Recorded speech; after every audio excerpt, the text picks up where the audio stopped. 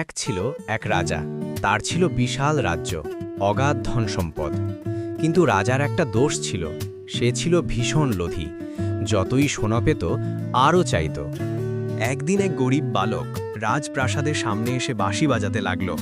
বাঁশির সুরে রাজা এত মুগ্ধ হলেন যে তাকে ডেকে বললেন, তোমার এই বাঁশিটা দাও, আমি তোমাকে সোনার ভাণ্ডার দেব।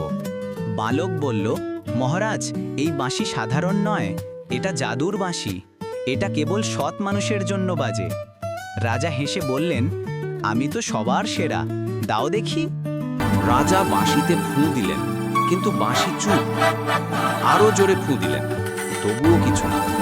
দরবারে হাসির রোল পড়ে গেল। রাগে রাজা চিৎকার করে বললেন, এই বাঁশি নিশ্চয়ই নষ্ট। তখন বালক শান্তভাবে বলল, না মহারাজ, এই বাঁশি কেবল সৎ হৃদয়ের জন্য বাজে। রাজা তখন বুঝলেন, লোভী তার মন কালো হয়ে গেছে। তিনি নিজের ভুল স্বীকার করলেন, প্রজাদের ভালো রাখতে প্রতিজ্ঞা করলেন। সেদিন থেকে রাজা বদলে গেলেন। জাদুর বাঁশির মিষ্টি সুরে ভরে উঠল পুরো রাজ্য, আর সবাই বলল, সততাই আসল জাদু।